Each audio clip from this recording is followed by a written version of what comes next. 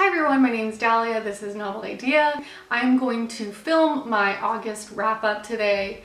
I read 5 books in August, which is pretty decent. Also, I thought I would finally jump onto the booktube bandwagon and film next to my lovely bookshelf. So what you're seeing here is a lot of my philosophy books, and up here are a lot of my fiction novels. So there you go.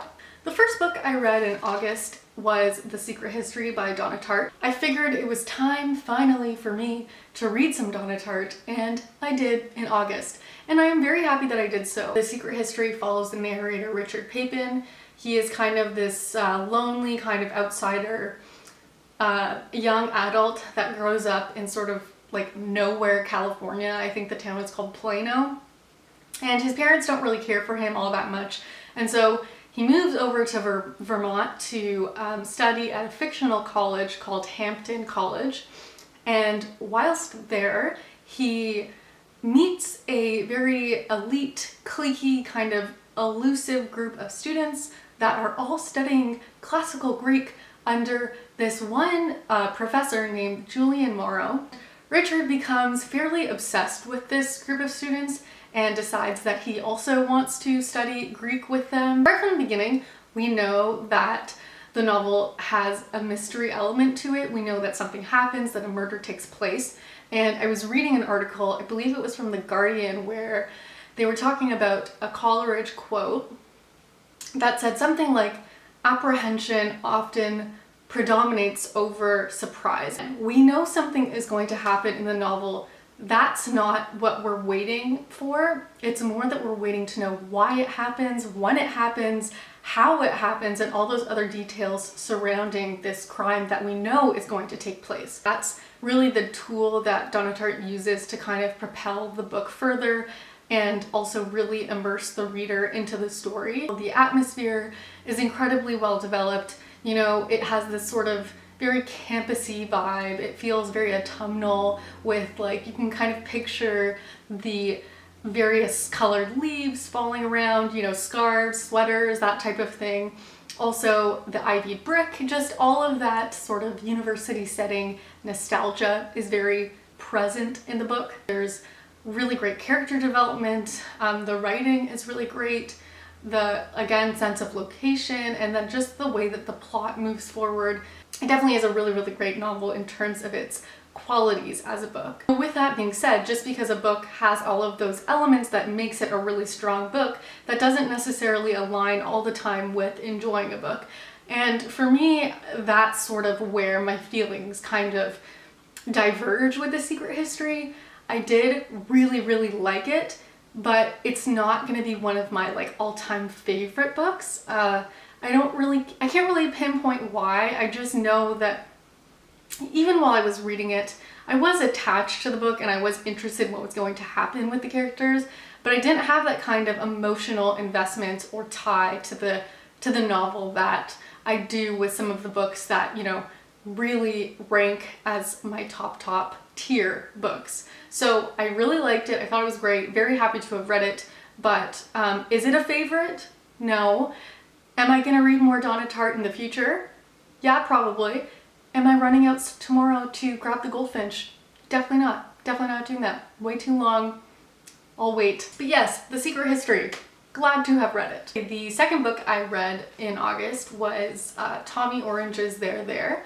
So this book follows just quite a large cast of Native Americans living in Oakland, California in modern day. We're following this cast of characters and sort of how their different lives are somewhat loosely intertwined, and the novel kind of culminates in this powwow that is about to occur and this attempted robbery that is going to take place at this powwow. About this book.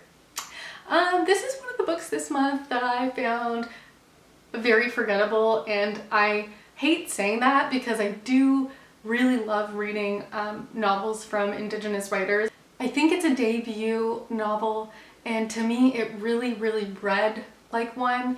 I kind of thought that the writing was very surface level, and a lot of the characters were repeating the same thing over and over again to the point that it just felt kind of trite.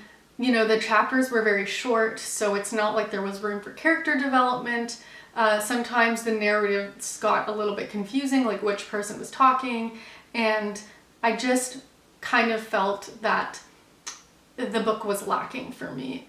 It was a very easy read, it was a very quick read, but nothing about it stood out to me as particularly memorable. I enjoy sort of the premise, and I enjoy kind of the motivation behind it. Native Americans in an urban setting and how they're dealing with identity and their history, and how to sort of reconcile that with being in a modern space. I wish I liked this novel. I wish that I felt more strongly about it, but I think that it just felt like a rough draft. The third book I read this month was Elif Batuman's The Idiot.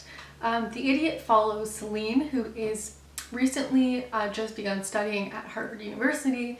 She then goes on to meet a older student who is a mathematic Hungarian student named Ivan. Two of them begin sort of an email correspondence, and they form this really cryptic, kind of obscure relationship, and we follow them as they sort of graduate from the email correspondence to meeting in real life and going on these like really long walks and having these very strange conversations that from the outside, you know, feels very sort of unique to them, which I suppose that is thus their connection. Celine then ends up going to teach English at a Hungarian village, mostly because she wants to continue her romance with Ivan. I think that the real charm of the novel is definitely in sort of experiencing the way that Celine absorbs the world around her.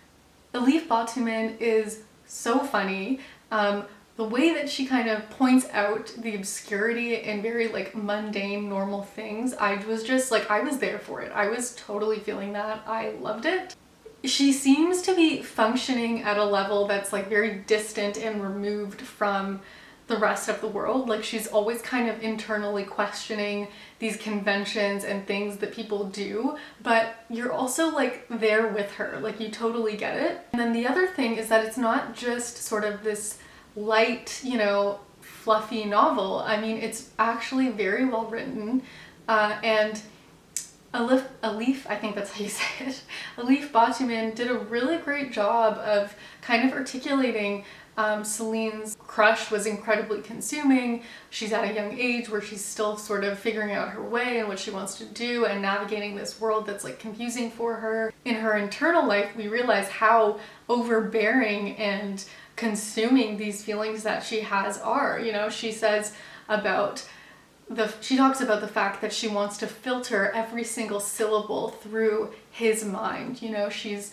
feeling as though if he weren't in her life, that things kind of lose their shape and their meaning. And while those are really unfortunate ways to feel in some aspects, in other ways, if you've been there and if you felt that way, it becomes incredibly relatable and, you know, just really like heartbreaking. And so I really, really enjoyed this novel. I thought it was hilarious. I thought it was touching and moving. I will be there picking up Elif Batuman's next book, whatever it is, I don't even care. Woo! Yes, The Idiot. Okay, the fourth book I read was Ottessa Moshfegh's My Year of Rest and Relaxation.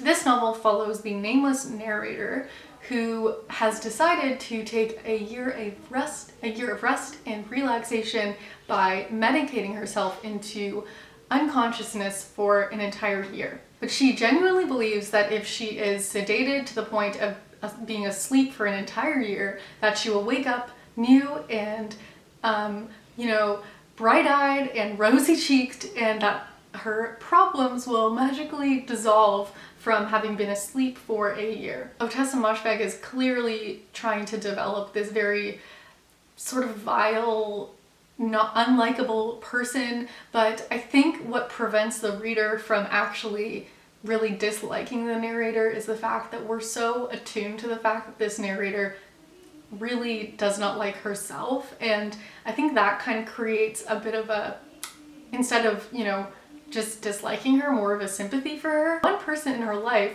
her best friend Reva, who is present and at least seems to want to help her, the narrator kind of just, shoves her out of the way and writes her off as being totally phony, which she may in fact well be, but surely there's no one else around that seems to be interested in her well-being. I enjoyed aspects of this novel for sure.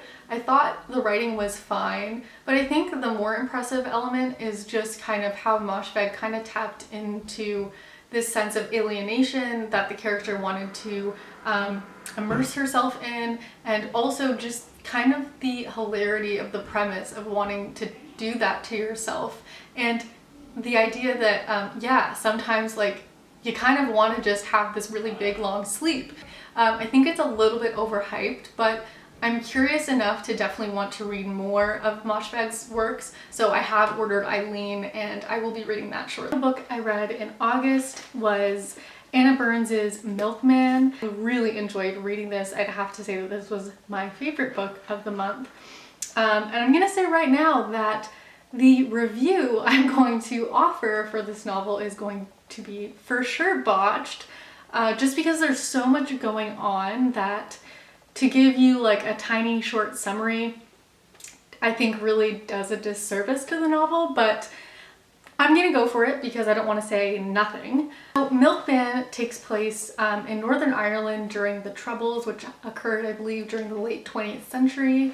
It was described as being kind of a low-level war or an irregular war. It was fueled by nationalistic and ethnic problems and conflicts that occurred in Ireland at the time. The novel follows a unnamed narrator, which I guess is a common trend nowadays, but the narrator, she kind of switches from being called middle sister to maybe girlfriend to the girl who reads while walking, and because of her habit to read and walk at the same time, she is labeled as one of the community's Beyond the Pale members. Narrator in the book, she, through no fault or desire of her own, becomes the object of attraction for this milkman, who in fact is not a milkman. He is a fake milkman. The rumor is spread that the narrator is having an affair with this milkman, which is completely untrue and,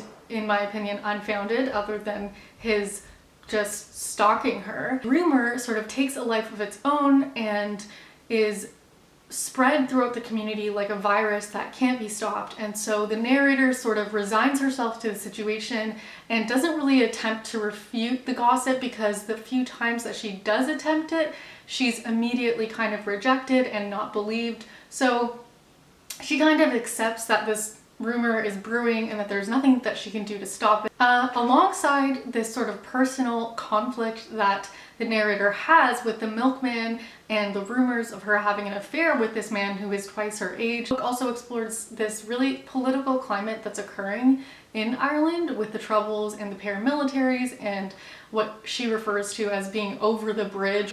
The turmoil that exists in the novel exists in the small town, and the patriarchy and the community gossip and the sense of religious piety.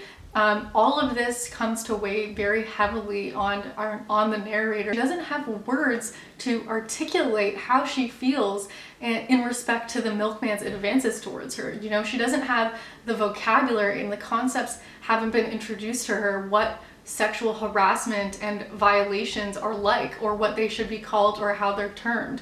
Because he has not physically violated her or harassed her or really said or done anything that can be considered as wrong, she doesn't have that vocabulary that would allow her to identify what's wrong and what is the problem here and why she feels threatened and uncomfortable at every moment in her life. It's very creepy. Such a phenomenal book. Definitely it's going to be one of my top reads of the year. I just devoured this. I honestly thought it was so fascinating. The writing is, you know, it's really interesting the way that she writes a novel, because there will be these scenes where she's like doing something in particular, and then there's this really long digression that occurs So you're not sure if the scene is still where it was when it started, but then she kind of, you know, dovetails and it goes back into that scene. Okay, so those are the books I read in August. Let me know what you read. Let me know if there's anything you recommend, and I will catch you next time.